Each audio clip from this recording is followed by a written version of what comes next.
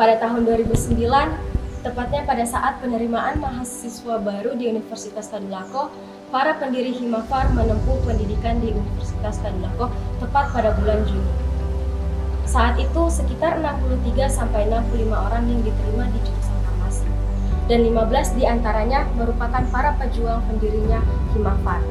Akan tetapi, karena banyaknya seleksi alam seperti sulitnya mata kuliah ataupun keadaan ekonomi yang tidak mendukung, banyaknya mahasiswa yang memutuskan untuk berhenti. Dan pada akhirnya, hanya 38 mahasiswa yang tersisa. Sebelum terbentuknya Himafar, pada saat itu angkatan 2009 bergabung ke jurusan kimia, sehingga senioritas lebih kepada senior kimia dan fisika. Namun seiring berjalannya waktu, ada kegiatan ORMI universitas dan ORMI fakultas. Dan setelah kegiatan tersebut, kegiatan mahasiswa farmasi berjalan seperti semestinya pada umumnya. Singkat cerita, pada saat itu Angkatan 2009 bertemu dengan Ketua BEM dan mendapat pencerahan akan pentingnya suatu himpunan untuk bisa lebih mandiri dan tidak bergantung pada himpunan lain. Dan pada saat itu, Ketua BEM terus-menerus memberi arahan kepada Angkatan 2009 untuk menghubungi Ketua Prodi, dosen-dosen untuk membantu dalam pembentukan sebuah himpunan dalam jurusan farmasi itu sendiri. Kemudian beberapa waktu berlalu, terjadi pertentangan antara BEM dan Angkatan 2009 yang menanyakan mengapa belum ada realisasi dari permintaan sebelumnya. Sehingga himpunan yang seharusnya terbentuk pada 2009 mengalami penundaan. Dan pada saat itu, BEM membekukan jurusan farmasi, sehingga mahasiswa jurusan farmasi tidak bisa melakukan kegiatan di lingkup FMIPA selama setahun. Hal ini membuat Angkatan 2009 menyadari bahwa mereka sangat keras kepala karena tidak membentuk himpunan secepatnya.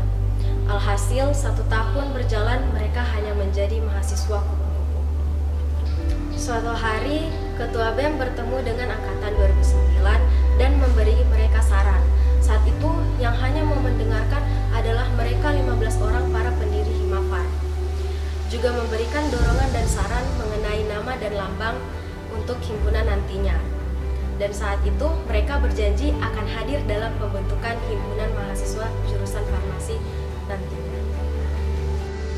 Pembuatan lambang akhirnya dimulai, namun salah satu pendiri, yaitu Kak Yusran, mengatakan untuk mencari filosofi atau maknanya terlebih dahulu. Konsep tameng dengan gerigi diajukan oleh Kak Reki, namun tameng yang saat itu diajukan lebih mirip dengan tameng yang ada di kaleng susu Lactobacillus yang sedikit melengkung ke bawah, yang filosofinya sebagai tameng sehingga jika terdapat pengaruh dari luar Himafar tidak akan tumbang atau pecah, tetap kuat dan solidaritasnya kuat. Namun diganti oleh Kak Yusran menjadi lebih datar ke bawah, menjadi seperti gugus dengan 5 karbon dan kemudian ditambahkan gerigi yang ada di atas.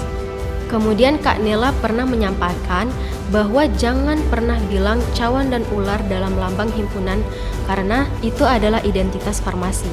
Kemudian ditambah rantai, tulisan FMIPA Untat, namun belum terdapat Himafar, karena tujuan saat itu adalah membuat lambang terlebih dahulu. Sekitar 1 minggu setelahnya, selamat datang Himafar. Setelah itu dibuat musyawarah pembentukan himpunan pada tanggal 13 Februari 2010. Untuk sampai di tahap ini, pendiri membutuhkan waktu kurang lebih 3 bulan.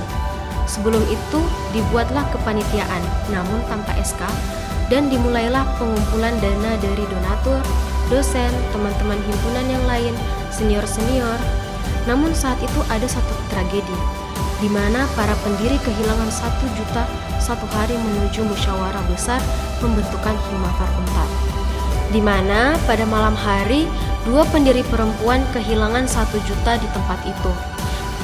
Tepat di tengah malam setelah kejadian kehilangan tersebut, para panitia pendiri akhirnya mengurus konsumsi, membuat stambuk dengan kreativitas mereka sendiri, yaitu dengan kain polos 6x1 yang kemudian ditempeli huruf demi huruf dan kata demi kata. Karena pada saat itu belum terdapat pencetakan spanduk seperti sekarang ini. Dan setelah itu diaturlah dan dipasang di ruangan kegiatan.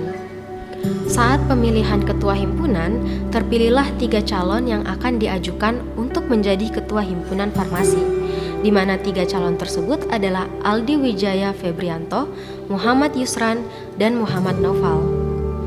Mubes saat itu sebenarnya dihadiri lebih dari 15 mahasiswa jurusan farmasi, dan pada saat makan siang masih terdapat lebih 50-an mahasiswa jurusan farmasi. Namun, yang dapat bertahan hingga malam hanya 15 orang, di mana saat itulah dibuat SK. Sehingga malam itu yang masuk di dalam SK hanya berjumlah 15 orang. Dan saat itu yang memilih ketua himpunan hanya ke-15 orang tersebut dengan prioritas suara memilih Aldi Wijaya Febrianto menjadi ketua himpunan pertama.